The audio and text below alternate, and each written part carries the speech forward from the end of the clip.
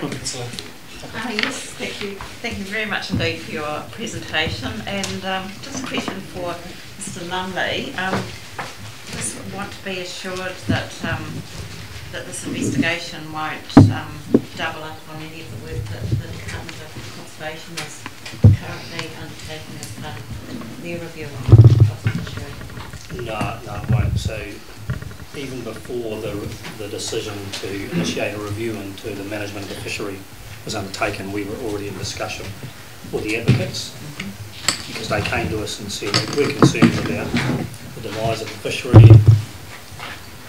Are there some things you need to know about the fishery in order to better understand how it operates? We said straight away yes.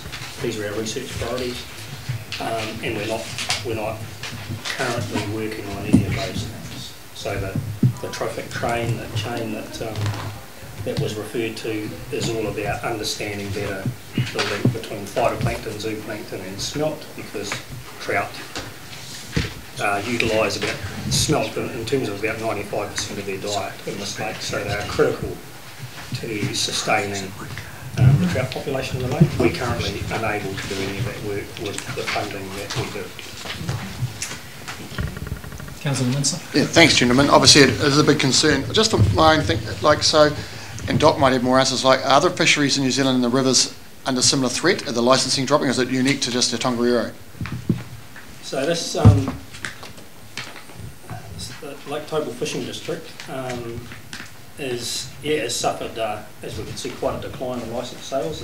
A decline has also been suffered in terms of eastern fishing game, who are our closest neighbours in terms of Rotorua lakes, but not to the same extent as this. And we know that in the really bad years of 95, 96, we suffered here because some anglers left this fishery and went to Rotorua. The difficulty with this lake is that, unfortunately, ironically, if you like, compared to Rotorua, it's a really clean lake. In fact, it's too clean. It's almost sterile. It's that sort of lake. It's, you can see a long way into the lake. That's because there are very few nutrients in it. So we are battling that as well as some unknowns in terms of the way things operate in terms of the lake system. Can I ask Mike, just look, obviously M for the mighty Tongariro, have we approached M Mighty River Power for any funding? Have you gone to private big business in the district, or has it just basically been more at the trust level and things like that? The department through NIWA has been to Mighty River Power in terms of one of their mitigation trusts, and went along to them and asked for the full sum that we're talking about here from that mitigation trust. That trust decided that it wasn't really their business to be funding this sort of research. Okay. Thank you. Councillor Williams. Just another point, and I mentioned to Mr. Wilson, and I haven't followed up on it last weekend. The Ministry of Science and Innovation a couple of years ago did say that they had funding available for research where it was there was I think the complying all the criteria were that an issue that severely affected the economy of the region. So that could be another area. Can I respond to that? And Stuart to respond as well. But I'm going to say to you, first of all, I was introduced as Mr. Watson. I can tell you that Eric Watson and Eric Wilson have quite different bank balances. I'm the Wilson and Watson's someone else. His younger girlfriend.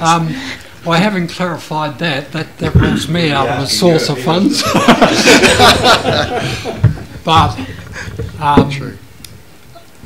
we believe that fund, that institution got rolled with government changes and is no longer available to us. So things happening in government are such that what was a source of funds isn't there for us any longer. But I did follow up on that. Yeah. Councillor Henderson. I've observed that in Rotorua there's been a lot of research going on, and there's been some significant changes made in the way they manage their fishery, nutrient mixing, the diversion wall and that sort of thing, a number of other initiatives. And it seems to indicate there's been some significant economic benefits from that. So my question is, in terms of how we make decisions in this fishery, do we have, and it's probably as much a question to Dave as, you know, Doc being the current people who are responsible for scientific research, do we have an adequate scientific basis? How far away are we from having that? And how does our science basis relate to, for example, what they're working with up in Rotorua? I mean, how far behind the eight ball are we? This is the question. There's been ongoing research into lake water quality, for example, for a long time. So we have some really good background information about nutrient levels in the lake. The thing that's always been missing is this link between phytoplankton, the key nutrients, and smelt. So phytoplankton, zooplankton and smelt, that's the key link that no one has really studied in terms of this lake. Unless you go back 30 years to the previous PhD. Long time ago, yes. It's about that thing. You got a copy in the boot of the car. Right. I've got a follow-on question as well, which is that in terms of solving the issues we've got with the fishery, you obviously, do you consider this to be a significant part of it? Has your other research indicated that this is definitely our highest research priority. Right, okay. We need to understand this lake system far better than we do at the moment. Okay. Can I just ask, Dave, what you said about the lake is too clean. We've got two opposing groups here. One's trying to make the route cleaner, and one's trying to say that it's got to be a bit dirty to keep the fish going. So the idea of Professor Hamilton is to disprove or prove which is best, a clean lake or a dirty lake. Is that one of the things that you're saying? No, not really. We already know in terms of the Rotorua situation.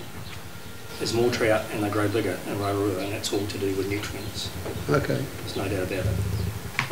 We need to understand what nutrient level and the link, what nutrient level we need and the link between nutrients and zooplankton and smelt. We need to understand that better in order to hopefully make some interventions for the benefit of the fishery. Okay. I've actually thought about that issue too. It's actually even more imperative that this research gets done, because as the lake gets cleaned up and becomes even cleaner than it already is, then because the fishery's already in a bad state, it's going to get in an even worse state. So, but there was once upon a time when it was clean and the fish were good.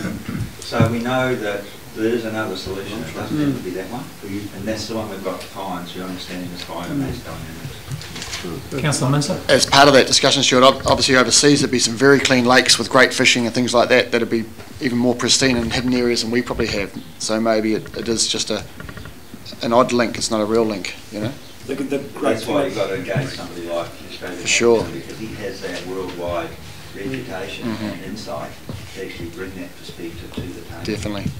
The great thing about the fishery scientist we have on our team at the moment is he also has an international experience. So he comes to us and says, this is what's been done in Canada, for example. Yes, so we think that by combining his experience with Dr. Hamilton's experience and other researchers, we can actually find out what we need to know about how this lake operates, and therefore how a fishery operates. Mayor Cooper. Yeah, just an observation from my point of view. If you look back in the history and all the photos that are hanging in all sorts of different places, including the council chamber, pre-1920s, 30s, 40s, 50s, this lake was in absolutely pristine condition, and 10 pounders and 6 pounders and 8 pounders and that were abundant in this lake. So I can't buy in, I'm not a scientist, but I can't buy into that clean water theory that I listened to a minute ago. It just doesn't make sense, it doesn't gel. I mean, the lake surely has got a little bit dirtier. I think it's a very pristine lake because of human and farming and all those issues, which we didn't have in the 20s, 30s and 40s. It was an immaculate lake, pristine. It still is, but it doesn't wash that theory. And I do support the Tongariro River advocates coming here and trying to find a way to independently get a handle on the fishery. In response to your comment, Mr. Mayor, the department's view on that is that in the 1920s and 30s, the fish that found their way into this lake were busy gobbling up all the native fish that were there. and that's why they were huge fish.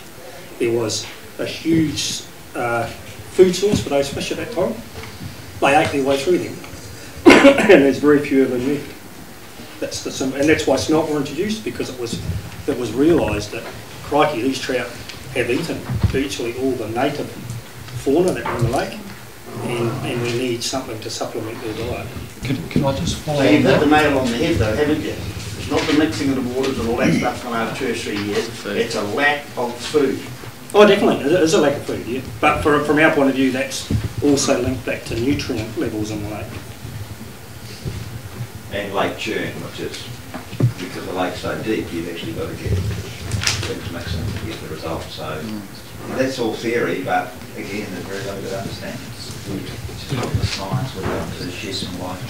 If I could throw tuppence in, you're quite right about the fact that the native fish that these big fish ate, they were getting the nutrients through the food supply. The replacement fish for the whakaaro was the smelt. Tarawera smelt, about that long. Taupo smelt are about that long.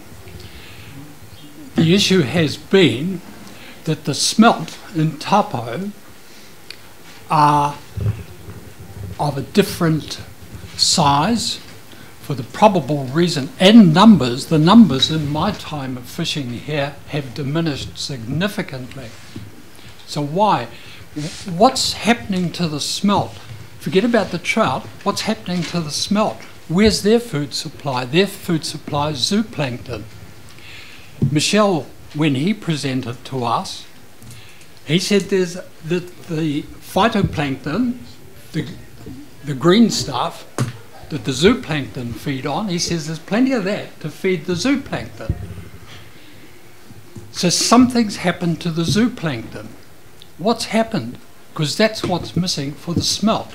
And given that the smelt make up something like 80–90% of a trout's diet, you've got a problem. It's the zooplankton that seems to be the issue that's identified.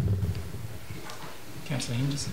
I was just going to add something to that, which people may not realise, is that that's in this lake, smelt, are a much bigger proportion. In the other lakes, like Rotorua, and that, you'll find that other food sources are prevalent. So, just something to note. Yeah, Councillor Minster. Just a comment, I just see it personally, an $18,000 investment is a very small investment on behalf of all ratepayers. Okay, so sorry, 80,000 per annum is a very small investment on behalf of ratepayers to look at the fishery. Thank you. It's a very big investment for us. Well, any more questions from the councillors? If not, then I'd like to thank the Tongariro Advocacy Group for coming along here and presenting, and also David for coming. Thanks very much. And I've got in the suggested resolution that the information be received and the advocates for the Tongariro River representatives be thanked for their presentation. So can I have a mover? Thank you, Councillor Williams, and second, Councillor Minster. All those in favour? Thank you, gentlemen. I'd like to welcome our Mayor, Rick Cooper, back. He'll be chairing now, so we'll just shuffle around and he'll present item number 2. Thank you.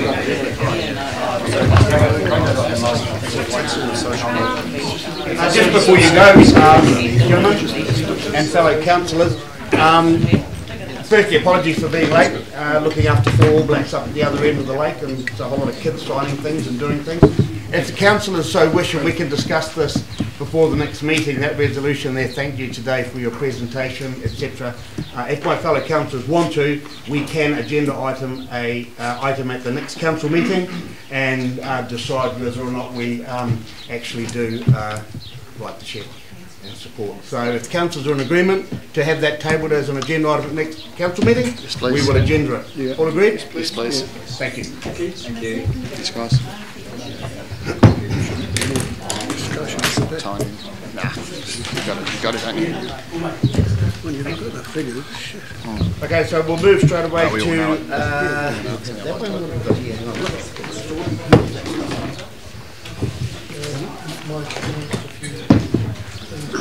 I'm tired already. It's been a long day already, isn't it? It's going to be a long day, but it's 11 all the ice cream, yeah. 15's gone. 15 Sure.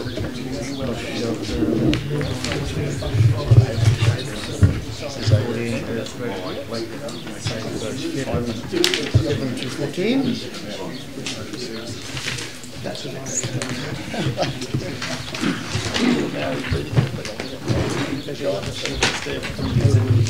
People. It was so good. I got away with it. I was just like, trying to talk about it.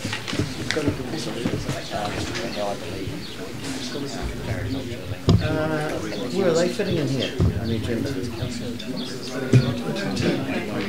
Way up to item 10. It was just hilarious. Maybe we should move them forward as well, so they don't sit here back to that. Okay, we'll have a few movements on the agenda this afternoon. Deputy Mayor Downard has announced that we are shifting. We've got a cancellation on item 11, cancellation on item 15. After item number 7, we will go to item 14. And I notice we've got the rowing club gentleman here, so I might move that forward, or just get going first. We might move that around so you're not sitting here all afternoon. Can you not hear me down there? Yep. Is that a bit better? Is that better down there? Yeah. Hi Duncan. I might move you forward a little bit in the agenda so you don't have to sit all day and what did you say, 14? Patiently. So, but firstly we'll get these minutes out of the way. So agenda item number 2 is confirmation of the council minutes from 25th of September. Firstly, I'll just ask if there are any amendments before I call for a mover or a seconder. Are there any amendments or alterations to those minutes? Okay, being none, I will call for a mover and a seconder, please. Move, Councillor Downard, seconded Councillor Hickling. All those in favour? Aye. Aye. Carried. Moving now to agenda item... Do we have matters arising for that? We should have, shouldn't we? Okay, it's not listed. Any matters arising from those minutes, please?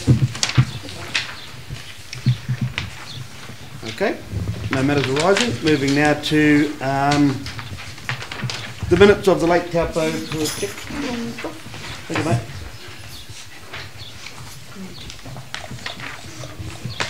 Okay, so are there any questions or discussion on any of these minutes from Lake Taupo Protection Joint Committee, of which Councillor Henderson and myself sit on, Taupo Airport Authority, myself, Councillor Johnson, and of course the Turangi-Tongariro Community Board minutes of the 9th of October. Are there any questions or any matters of discussion therein, please?